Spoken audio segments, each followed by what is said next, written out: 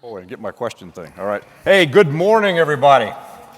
Good morning. Morning. All right, again. Good morning, everybody. Good morning. All right, good. Hey, what a great sea airspace this is starting out to be, and really appreciate all of you that have come out for this discussion on some space issues and technology. A lot of competing heavyweight panels that are going on right now, as you would expect at a first-rate conference like this, but really appreciate, and you can tell the aficionados, they're coming into here space, they're going to be serious about this. But we have a great panel today. A couple of ground rules. I'll introduce the panel here in a moment, and we're going to go right into some questions that I have prepared to generate a little discussion.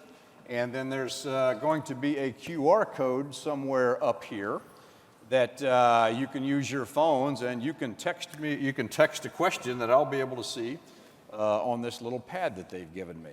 So that's just the way I do it, all right? And so I think we've got a great set of speakers here today. We have Mr. Chris Adams, Vice President and General Manager of Strategic Space Systems Division for Northrop Grumman. Give him a round of applause, please. Now we're going to do this. We're going to clap and applaud. Mr. John Hill, he is performing the duties of the Assistant Secretary of Defense for Space Policy, and he's also the Deputy Assistant Secretary of Defense for Space and Missile Defense. Okay. Woo. All right. You guys are easily trainable. Good. Dr. G.P. Sandhu, he's the Senior Advisor at the Space Development Agency under the United States Space Force.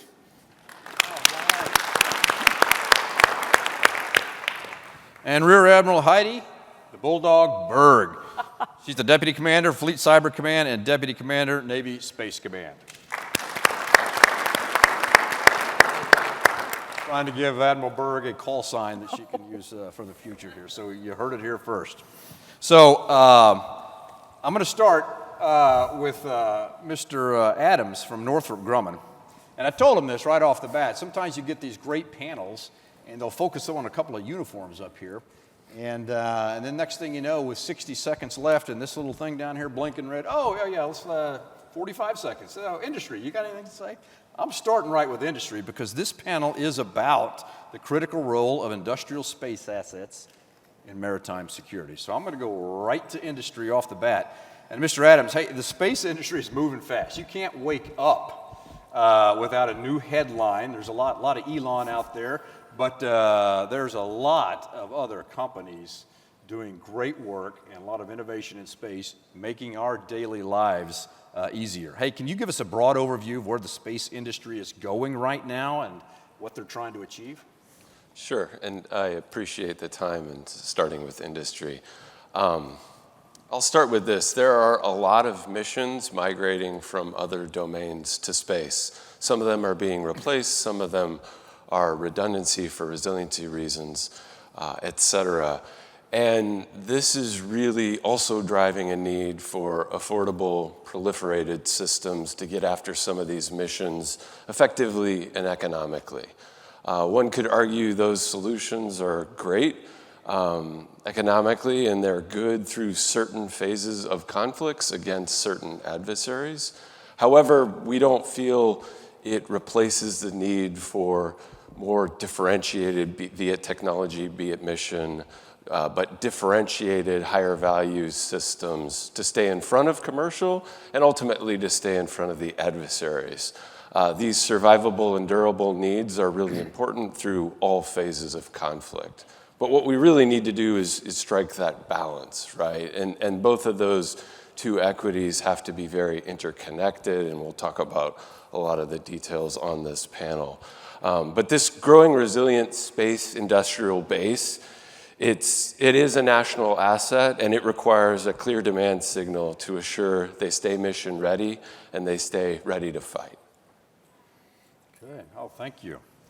So Mr. Hill, you have been at OSD in space policy for 12 or 13 years. So through several administrations and through a lot of changes in technology and opportunity, how have you seen policy or the issues around space evolve from the DoD standpoint? Sure.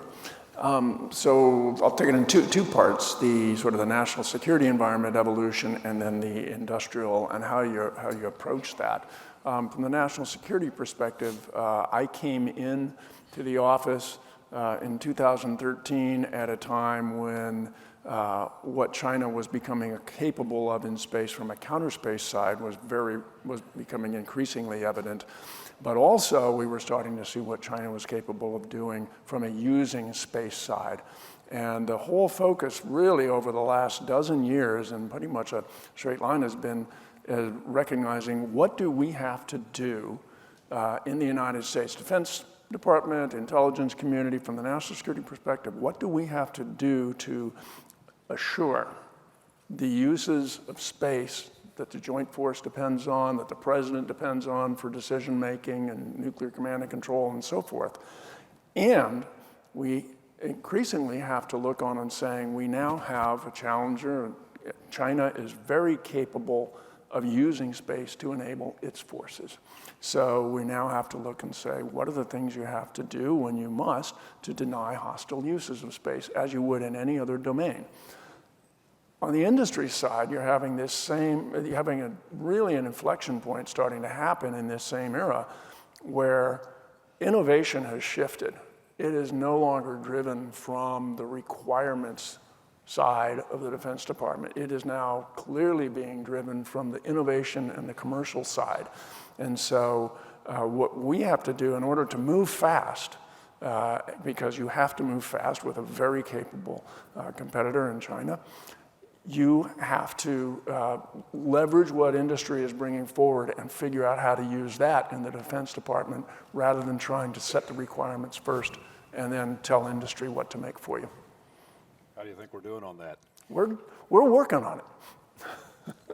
So we're a bit more... It'll be a continuous process, frankly. So you're saying we're a bit more, the DOD, I'm on the other side now, a bit more too requirements-oriented versus opportunity-oriented. There'll always be requirements-oriented, and there'll always be some more capability and opportunity-oriented. I'm saying the balance is shift and figuring out which of the mission areas where this is going to be a really unique national security thing, and we're going to have to do the figuring out the requirements internally for how to do that versus something that we can leverage what's coming out in the commercial sector and being driven by non-defense demands, and that will leverage competitiveness and innovation that will happen outside of the Defense Department. Great. So Dr. Sandhu, so Space Development Agency.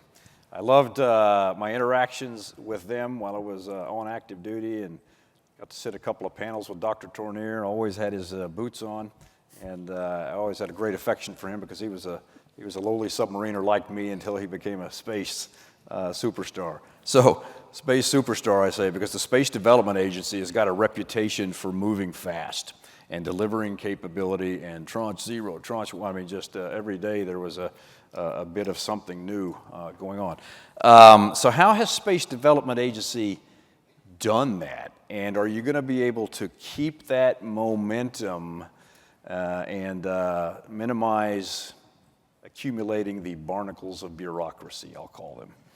Yeah, yes, we are going to try. So I think it's kind of important to remember why, to Mr. Hill's point and Chris Adams' point a few minutes ago, that why was Space Development Agency kind of created, right? It predates both the Space Force and SpaceCom, right? So back in March of 19, the goal was to how do you actually face the threat in an architecture that's resilient and is survivable. Chris just mentioned a few minutes earlier that we are able to now build systems, we call them specifying stuff that was, maybe airborne or maybe another platform that was flying. So we're going to do them much cheaper. I don't need to go build a new system that is flying on the airplane, but I can put it in space a lot cheaper than they used to be able to, right? That technology is already there. So for the longest time, we have been in the space business trying to go through the whole tech development piece of that. So the goal was to, what can we build very fast, very quickly, and proliferate it so we can meet the pacing threat and have an architecture that is survivable. So that's what you'll see. When Space Development Agency does, it is two problems: not taking the whole space domain, right? two problem sets, beyond line of sight targeting and the advanced missile threats, right, which is your hypersonics and those kind of things, right? So that technology kind of was not there for the space piece in terms of the hypersonic. We had that technology, but it's not in there was a gap in the coverage. So by coming up with an architecture that can provide coverage for that and then be able to do beyond line of sight targeting is what the Space Development Agency is focused on. We're leveraging everything commercial with fixed price contracts, which from an industry perspective has been a challenge, and our perspective has been a challenge too up to this point, but we'll get there.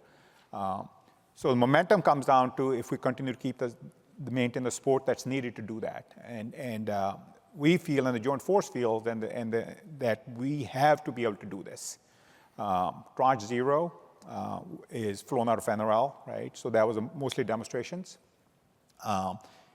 Getting to some exercises, not everything we have tested most of the things we had planned to test with Tranche 0, but not everything has been tested up to this point.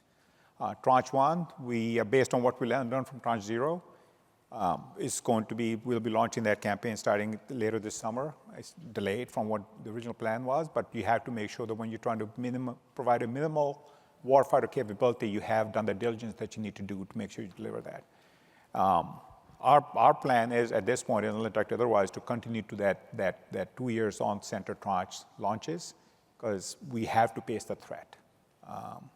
So that's the goal. Do you think industry is going to be able to keep up with your pace? I believe so. I will let Chris talk to that, but it has been a challenge from many perspectives, both in industry. So there's a number of reasons. The production line for a spacecraft, we still have to learn how to do things in the production perspective, right?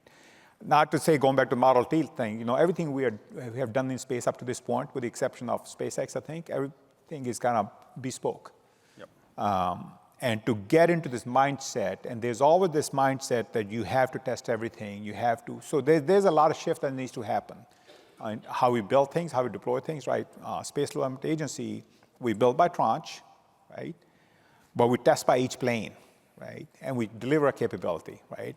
Which is different than building a spacecraft, testing it completely, getting in orbit, doing the checkouts, then handing it over, right? It's a different mindset from that perspective, and it takes time to adjust to that when you've done something a certain way for 50, 60 years. Well, I think we'll get there. I think industry is ramping up. I think Tranche 2 is going to be different than Tranche 1. There are also many other issues with Tranche 1, with the optical terminals, with the crypto. We can't go into those details here, but we are overcoming those and try to get them done. I don't know if Chris wants to add anything to that or not, but that's kind of our perspective on that. Well, so I'll ask Mr. Adams. I mean, as maybe the DoD and other government agencies decide that we need to go to scale on some things, is industry ready to go to scale, similar to SpaceX, for the things it needs? Yeah, absolutely, and we've been investing to do exactly that. I think the challenges noted are fair. A lot of this has to do with, at this speed and at this scale, the stability of the commitments, the stability of the industrial base, the stability of some of these smaller entrants that are doing this the first time and maybe don't have the scale and the backing and the expertise, require a lot of help from broader industry that's been successful before. So I think we're still going through a little bit of a learning period, to be fair, but we clearly see the end of the tunnel. We at Northrop are building Tranche 1 and Tranche 2. I will say the synergies between those two allow us to do a lot more speed, a lot more scale, and a lot more efficient build process. So yes, we are getting there. Okay, great. Okay, Admiral Berg. So Space Force stood up a little over 5 years ago. And when you stand up a combatant commander, in general, the services support combatant commander with capability, manning, et cetera. But the Navy was the only service that did not establish a component command. The CNO at the time decided we'll do in support of. And so during my time back in active duty, that was one of the issues we were wrestling with back and forth. Should we establish this? Your boss, his predecessor, was pushing for this. So that was about 2 years ago. I think we declared we're going to stand up make now Admiral Clapperton the component commander also to Space Force in addition to Cyber, or Space Command in addition to Cyber Command. So how is that going? And do you think you're providing the support from the naval component that SpaceCom demands? No, great question. So one, really happy to be here and happy to be here with this panel.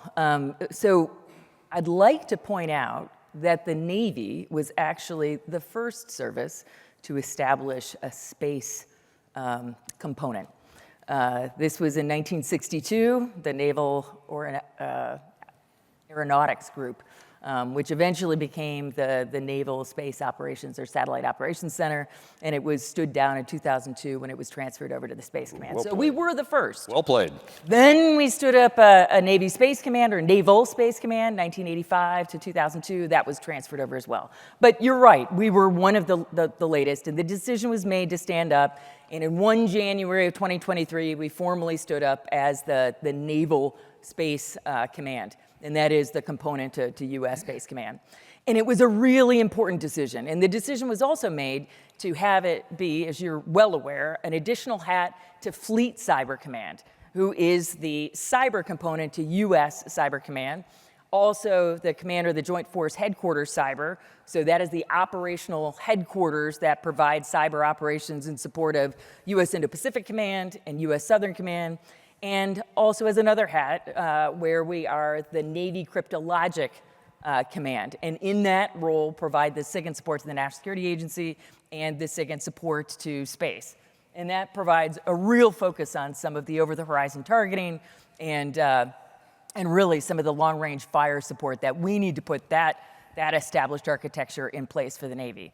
So we stood up as a component command in January, approved the mission functions and tasks, nothing that you wouldn't expect. We're doing the planning, the integration of capabilities. We also set the operational requirements for the Navy for the capabilities that we need to employ in space. But we don't have 5 separate staffs for those 5 separate hats. It is an integrated staff, and that creates efficiencies, but it also creates challenges as we've got more work, as you have heard from my esteemed panelists, with what we see adversaries doing in space, the need to create those resilient and redundant architectures, our use and employment of space for command and control and assured C2, for battle space awareness, over-the-horizon targeting, and then, of course, for the execution of non-kinetic effects. So it is challenging. We are looking at developing and fielding specific capabilities, but we've found it really is efficient to have that multi-hat because oftentimes there is a nexus between what we're doing in cyberspace, both from a defensive side and offensive side, and what we are seeing happen in space. And so the ability to have space, SIGINT, cyber with the maritime domain, the specific skill sets that we bring from operating, again, globally in the maritime domain as we look to contest both terrestrial, on-orbit, and cyber capabilities against U.S. space capabilities. We have more work to do, but we just concluded an exercise recently, so Pacific Sentry, 25 TAC 1, Apollo Griffin, 25 TAC 1, and Cyber Guard, 25 TAC 1. And of course, that is Space Command, Indo-Pacific Command, and Cyber Command's exercise. And we had some of the most sophisticated and challenging capabilities and integration that was exercised, not white-carded, but exercised in this exercise. So it was really impressive to see the team come together to look at how we do integrated fires and how we do integrated planning. And so that has been critical. Are we there yet? No. We have more to do in terms of bringing on capability. We're looking at establishing space commands, so task force space, establishing integrated firing elements that we will provide forward, and then working, of course, with General Whiting as he looks at and examines his command and control structure. How do we best employ our service-like capabilities? And the fact that we are both a cyber and space component has proven to be a real strength. So has those evil resource sponsors in the Pentagon managed to get you any more manning and resources? I mean, that was the challenge when we snapped the chalk line and there was we need about X if you're going to be serious about this. It is still a challenge. So we're still working, again, it's a particularly challenging fiscal environment with a that we are dealing with, but we're still working. That integrated staff means that we are constantly maneuvering across the demands of all of our combatant commanders, as well as on the Navy side, to ensure that we are appropriately resourcing. Okay, great. Hey, so Mr. Hill, back on active duty when I was that evil resource sponsor and attending a lot of the meetings, I was a fan of the stand-up of Space Force and Space Command. But that was just a new teammate to plug into. And as they're establishing new budgets, priorities, and everything, our team was laser focused on satellite communications and how they're going to support the maritime forces, because we're largely dependent. We cast off lines, and our mission is going to depend on that. So we were watching closely some of those transition. But there's so many missions in space. Could you clarify some of the competing mission sets, or would you even clarify that they're competing at all? Are the services working together? Is it policy driven or service priorities? What's your take on that? I don't see the missions as competing so much. I like to simplify space in a very simplistic way, but when you think about it, we do about 5 things. We've historically done 5 things in space. We generate data, we process data, we store it, we transport it, and we protect it, assure it. And those networks in space, whether they're ISR networks or comms networks, they're extensions of networks that go to the sea, go to the air, and not part of this conference, but also go to the ground. So in the modern world, information dominance is essential to the ability of the Joint Force to do its missions, to be able to defend, to be able to provide the deterrence that you need across your conventional nuclear capabilities. So those space missions are all part of that picture. Now, the new missions that have emerged, and why it was so important, I think, to create a Space Force, you did not have any service that was responsible full-time for assuring American superiority in that domain. That was not part of the Air Force's writ. The air domain was the Air Force's writ, and providing space services, more of a utility mindset, was the way that had been set up. And that's how they managed it. And the Department of Defense managed it the same way. Department of Defense did not take a strategic approach to the domain and say, if I am so reliant and ever more reliant on this domain, why am I not also assuring it? So standing up a Space Force to do that was a very important part of that decision. At the same time, Goldwater-Nichols is still the way we're organized. And so having a Space Command, which is responsible for the operational piece and the service doing the organization, train, and equip, made a lot of sense as well. So those missions, I don't think they compete any more in space than you would see analogous missions competing in air, sea, or land. Okay, great. So I'm going to ask Mr. Adams a question, and I got a good one sent in here.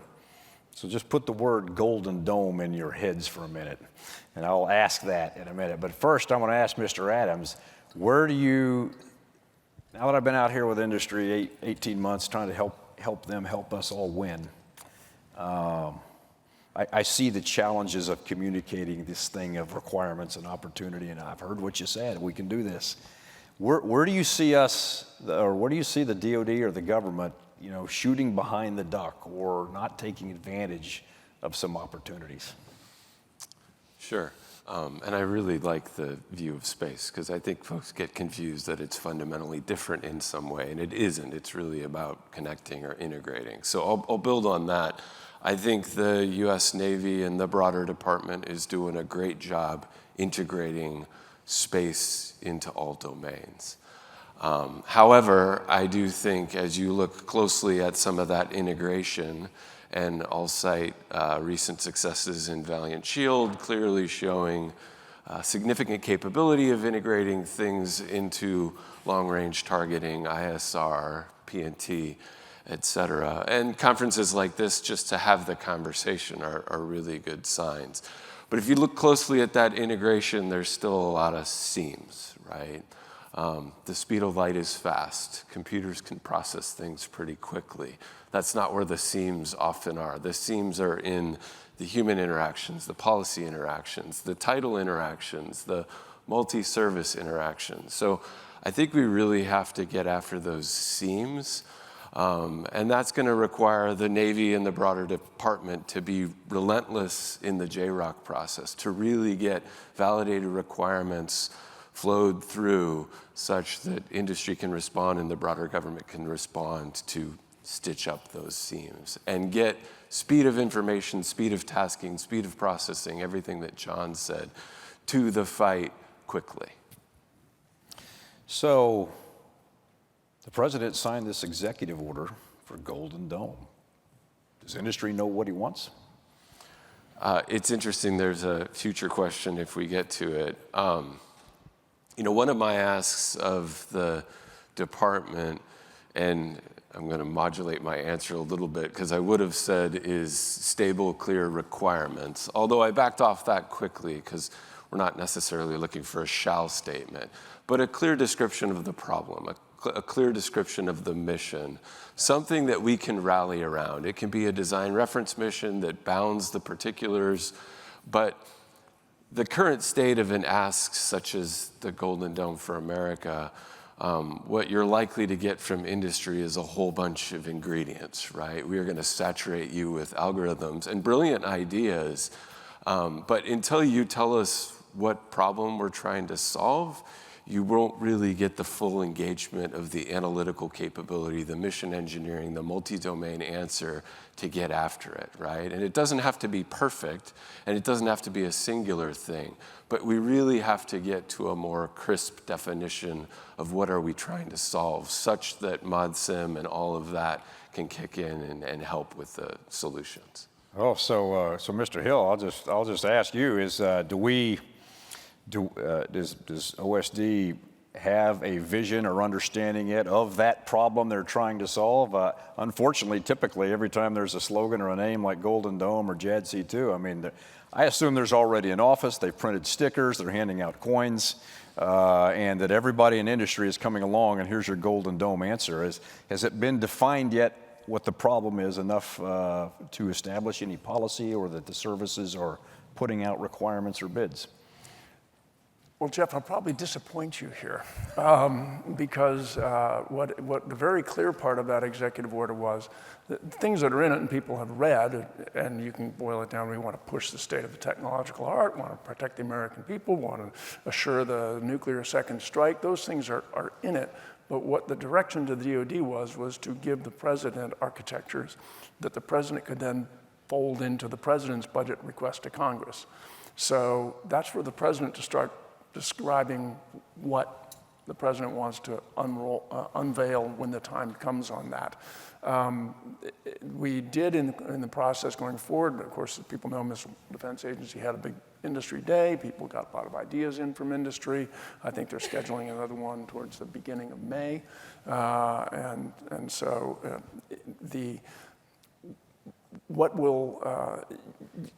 What comes out in the budget process is where you will end up seeing a lot more definition of where this is headed. Okay, all right. So with that, see, that gave Dr. Sandhu 4 to 5 minutes to think about this. So what's the answer, Dr. Sandhu? Is Space Development Agency already working this? If you look at the underlying problem, to a certain extent, yes, right? So we online start targeting and advanced missile threats. So that piece, so I think we are working that already for the Indo-PACOM and the Homeland already. The question then becomes, how does it get, to Chris's point, how does it get integrated into the rest of the architecture, right? So this is the SDA's problem set is a small subset of all the potential threats out there. And these architectures already exist to deal with the rest of it, right? But the low latency and survivable and proliferated architecture is one approach to this. We've had other approaches up to this point. That's kind of a newer approach to this.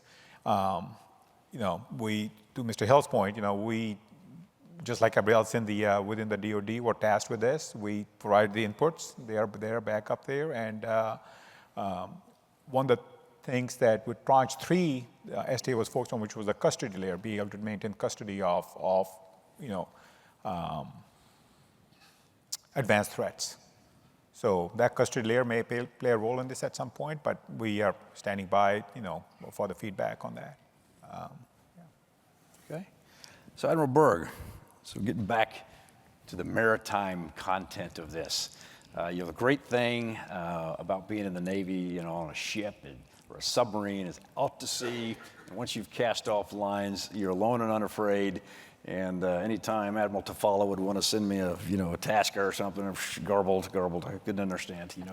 Keep moving. He just left.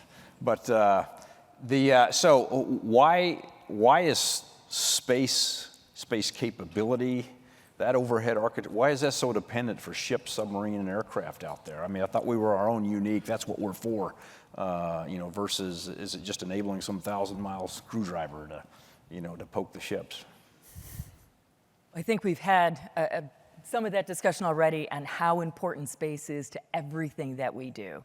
And what this is really in response to is that we are facing, I think, an unprecedented threat environment in space, where if we look at China, since 2015, they have had 1,000% increase in their satellites on orbit. And their ability through, again, terrestrial on orbit, as well as cyber threats against our space architecture that threatens our ability to have assured command and control, our ability to do long-range fires, and our intent to really have a consolidated architecture that allows us to do both ISR, targeting, and again, assured command and control. We rely on space in everything that we do. And so that reliance and those unprecedented threats are really what is driving the fact that we have got to have and develop those capabilities that allow us to provide precision maneuver as well. So it is not simply our fact that we've got to do long-range fires, that again, this requires our over-the-horizon targeting capability. We've got to have the capabilities, precise capabilities, that enable us to do precision maneuver inside weapons engagement zones. Otherwise, as we look at the capability to develop both long-range ballistic missiles and hypersonic threats, that we will be threatened from the time we leave San Diego. And as we have seen with some of the cyber capabilities with Volt Typhoon and Salt Typhoon, pre-positioning of assets within our critical infrastructure, as well as pre-positioning of effects within our telecoms, is China is looking to also hold at risk our ability to mobilize in CONUS out to CONUS. So all of this presents a threat environment that demands that we have and preserve our freedom of maneuver in space, and that we preserve our ability to control space. Okay, we do a lot of prep and some notes back and forth to prepare for these, so we can have a good panel and be educational for the audience. And then you read the news in the morning before the panel there. So I'm looking at you, Dr. Sandhu. So I was reading an article about General Saltzman's testimony, and he's saying that, as Mr. Admiral Berg mentioned, the overhead architecture that has exponentially grown with the Chinese, and that we're watching them, observing them maneuver and basically do some of their own war games in space. And he said he doesn't have the budget or has a budget challenge countering that. Is our how fast we're going to move, is it limited by industry's capacity to deliver and scale, or is it our ability to innovate, or is it really a budget limitation? No buck Rogers, right? There's a piece of that in there. But to go back to Admiral Berg's point here, if you go back enough in history, I spent most of my career at NRL, so I'm going to take a STA hat off for a second. Most of the stuff you see out there for warfighting was done by the Navy for the long, long time, right? It was done because that's the one force that needed that. And the dependence and integration of that across that domain, it makes it complicated.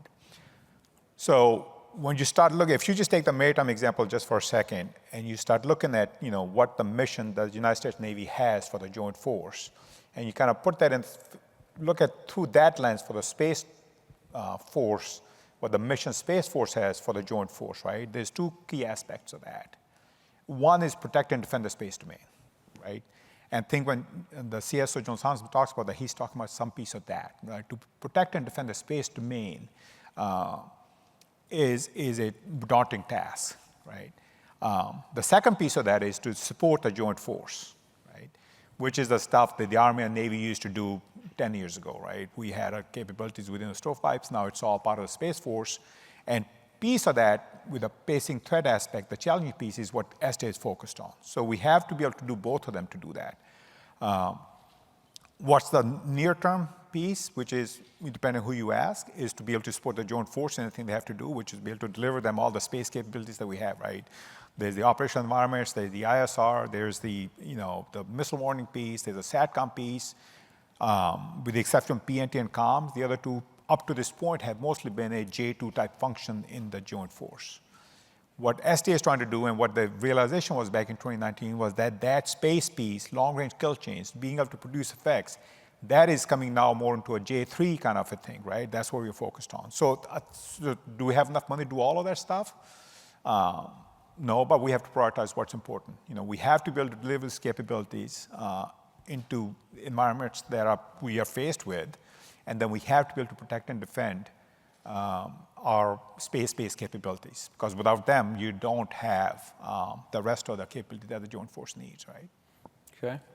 So there's no way we can have a panel or a discussion on space and somebody's not going to ask a question about SpaceX and Starshield. So it's been sitting here in my queue for most of the panel. So I'll ask a two-parter to Mr. Hill and Admiral Berg. So obviously, there's extraordinary utility by the architecture that already exists up there. And ships are even, experimenting. Our Navy ships are experimenting right now. Just slap those little antennas on, and it exponentially increases the bandwidth for some things. How we integrate it, there's probably still some challenges. But from a policy perspective, we saw some turn on, turn off early in the Ukraine, and maybe some discussions about a hypothetical that maybe a company or, whether it be SpaceX or somebody else might disagree with the U.S. policy and turn that part of the system off. Is that something that's a policy issue that's being questioned for taking advantage of existing space commercial capability? I think you've had that in every sector where we rely on commercial, and space is not the only sector where we rely on commercial. There's always been this question of, will commercial go with us as far as we need to go? And what you see, and we talk about this in the commercial space integration strategy, the risks and how industry manages risks through contract prices and insurance and other ways. The specific anecdotes that you referenced were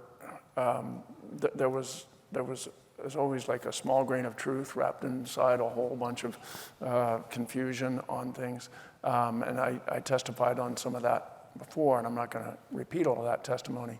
But I think what you're looking at, going back to my first answer, is constantly reevaluating which of the things you need to own and do yourself, and which of the things that you say, that will be better done by commercial, and I only need to own a certain piece of the mission area. If I take satellite communications, nuclear command and control, that's probably something I would like to start with a system that the United States government owns, but I'm not necessarily going to say that's the only way I would do nuclear command and control. Missile warning is something I'd like to start with, something the United States government owns, but there could be proper payloads hosted on commercial systems that I could work into the architecture.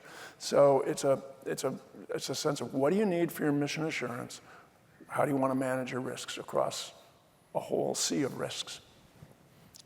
I got goosebumps when you said nuclear command and control. Yeah. I was an SSBN CO, and I worked down in the Enjoic, so I pay attention to that. So, Admiral Berg, how do you see the Navy operating or trying to take advantage of existing commercial capability and integrate that to our ships and our own command and control processes right now.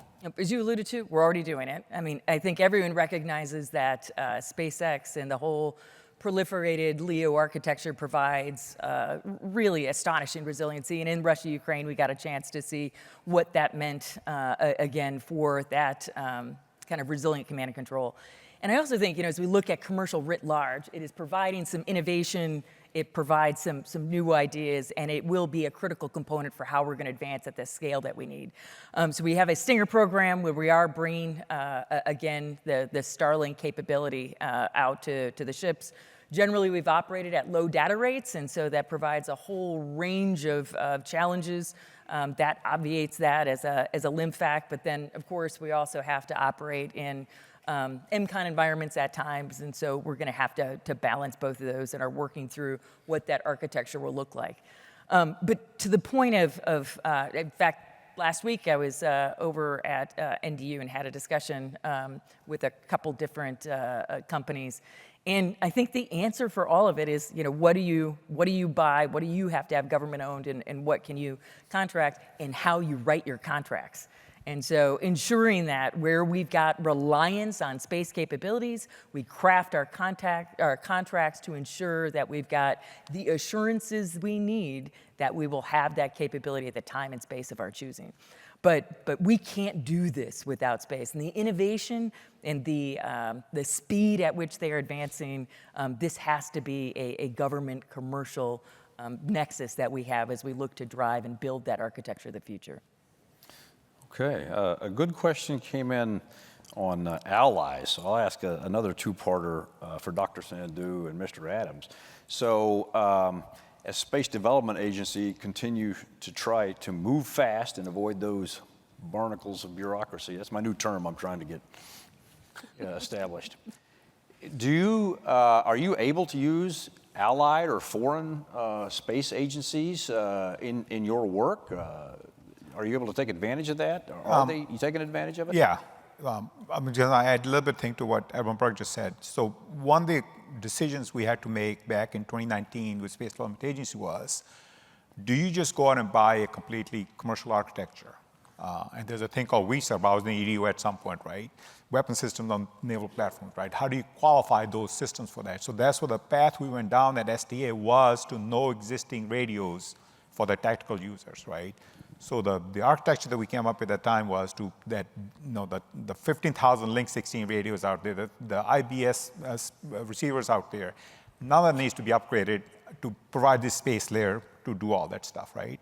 Now, as we evolve into that, maybe you start putting in the commercial stuff that this downlinks, right? It's easy to do that on a terrestrial force, but on a platform, naval platform, it is going to be hard to do.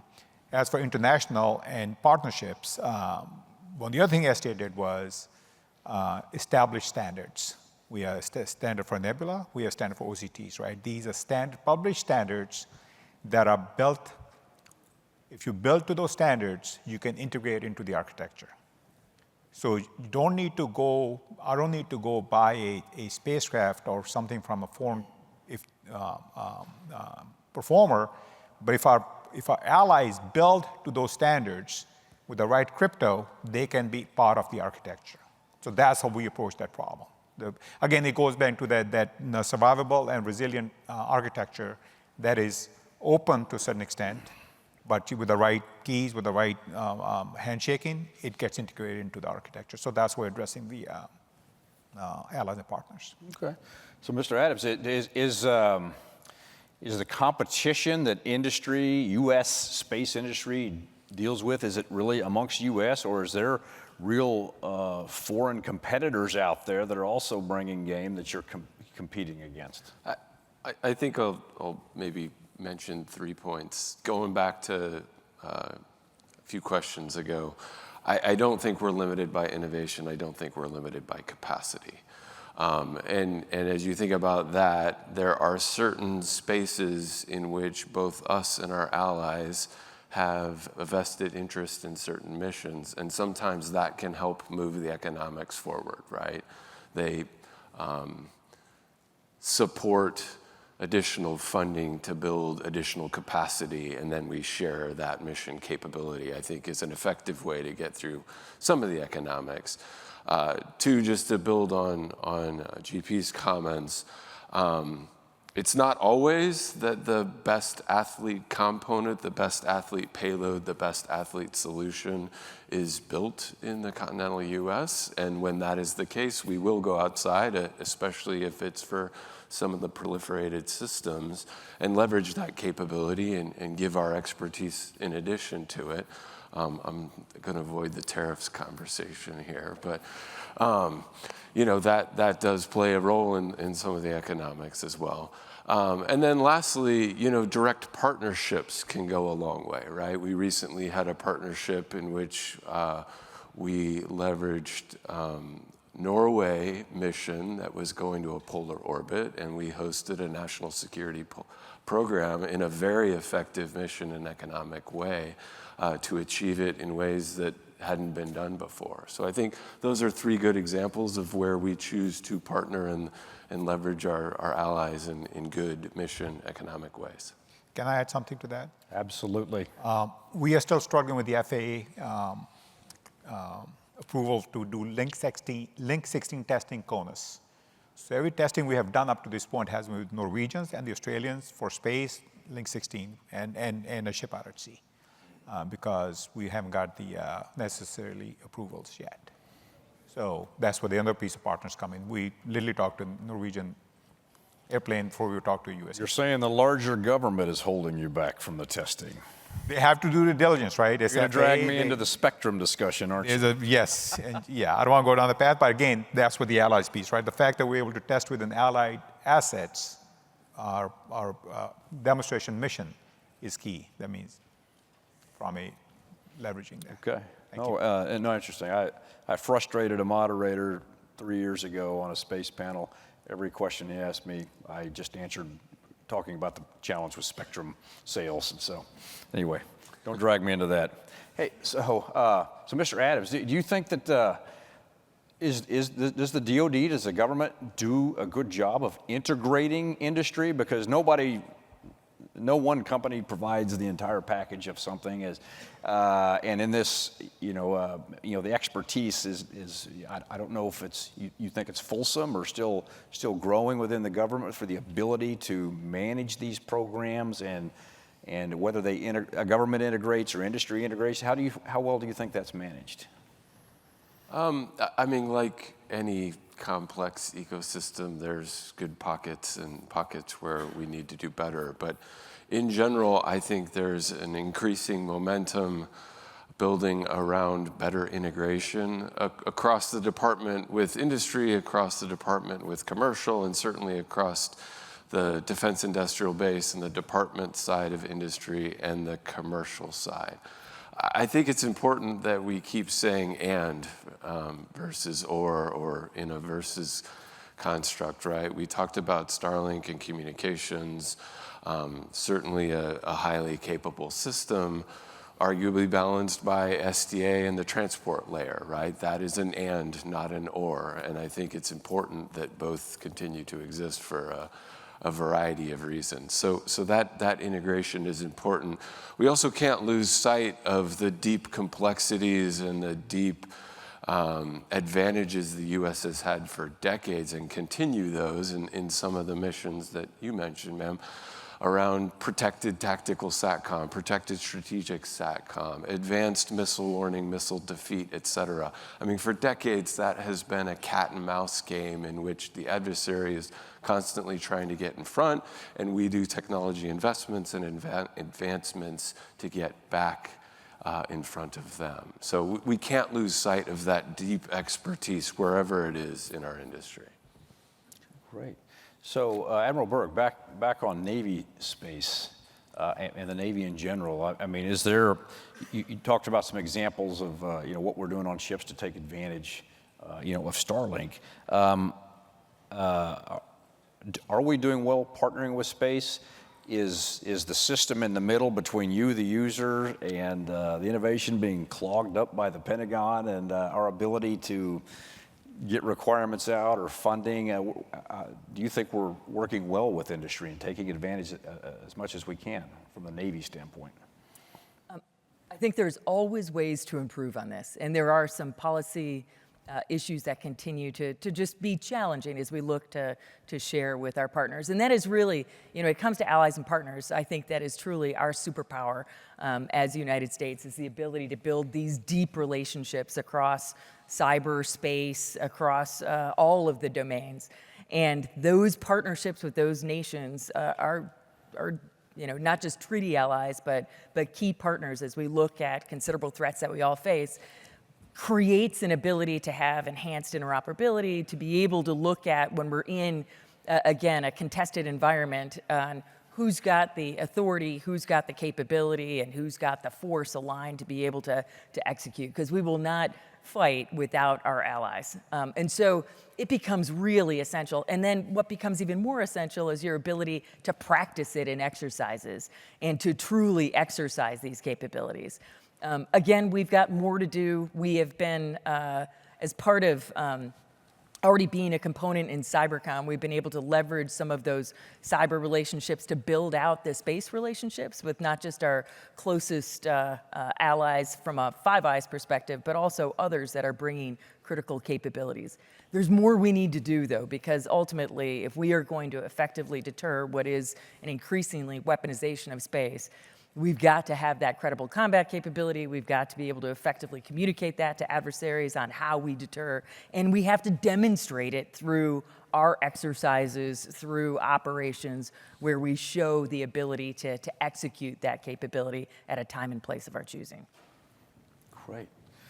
Okay, so Mr. Hill, back on Space Force and Space Comm. I just happened to be in a good Pentagon front row seat when these were stood up, and you've been watching for well over a decade. So do you think, and those early days were tough. I went to visit my counterpart in the Space Force, and it looked like an empty room that somebody had just evacuated and pulled everything out, and there's a rusty old desk and a bunch of wires strung there to get, anyway, it just, hard to stand up a force and a combatant command. A little over 5 years later, do you think their operations are fully normalized? Space Comm as a combatant command or Space Force as a functioning service. How well do you think that's gone? Are we still climbing, or are we steady? But your new organizations always take time. And as I said earlier, I thought that recognizing that we are still organized gold, water, nickels, that is still the right way to do it for the domain. That's a normal approach to the domain. The breaking out of the separate service, when you're in the budget decisions, which is really where the rubber meets the road on many things, you now have the service at the table, you have the combatant command at the table, able to identify requirements from a command perspective, and able to identify trade-offs from a service perspective, and elevate strategic trade-offs outside of one service, the Air Force as it was, up to the level of the Defense Department, and people can say, yeah, there's an Army, Navy, Air Force, Space Force. There's strategic trades that need to get light at the Secretary of Defense level.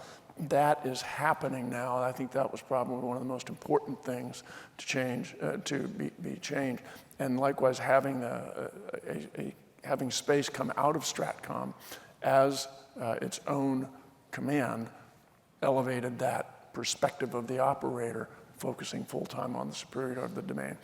The continuing growth and evolution of organizations, I think that will go on for some time. But I would continue to say the founding idea with the Space Force of keeping it small and focused on those missions that it had is the right approach.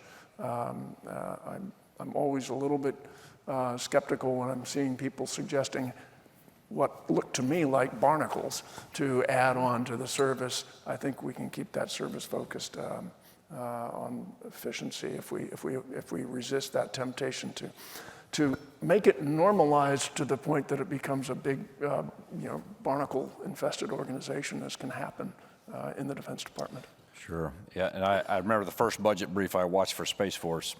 It only took one cycle, and I learned, wow, I've got to be a really good partner with Space Force from the Navy standpoint, because we can't be surprised by how they might alter systems, especially comms, that are going to affect. To that Two, that if we're not going to agree, whatever, they can't be surprised at our response when they present. And to that point, the role of the Space Force in one, the Joint Force Architect for the Armed Forces, the Joint Force Space Architect for the Armed Forces, I think is what it's called, but they also have a role in the JROC process of integrating the space requirements. So that is really ensuring that what the Space Force has delivered is driven by the needs across the Joint Force, and what the Space Force is delivering is taking into account the way that the Joint Force operates. I think that's very important changes that were made. One point on this is from my last job where I was Deputy 3-5 for the Navy and spent a lot of time down in the tank and op steps, et cetera. What the Space Force has been able, as they sit there in their seat as a service, have been able to bring to those discussions is really incalculable, because we don't have the depth of space expertise across each of the services who sit there, and they are able to really bring that additional perspective to the discussion, the debate, and then of course in the DMAGs and in the JROC process. But that participation as a service has really changed the tone and tenor of a lot of the discussions that we're having. Good. Okay, Mr. Adams, you get the last question. All right. What is the one thing that the DoD or the government could do to help industry help the DoD and government with what it needs and wants? Oh, man. You can't use stable requirements or Well, that was one of the four that I was going to answer to the question of one. I think a lot of it right now is as we build momentum, and we're going through a lot of change in the industry, and as several of us have said, the pace is increasing, the pace of the threat is increasing, the pace of just the general space economy is increasing, everything is moving faster. From my standpoint, one of the most important things would be to stay on schedule, right? If we're gonna make a commitment to a RFP or an ATP or a production of a certain capability, staying on schedule is a big deal. We often align our investments to those dates. We obviously align our staffing and our talent to those dates. And if there's significant pressure to those dates, it creates pressure financially, which ultimately limits our ability to invest effectively.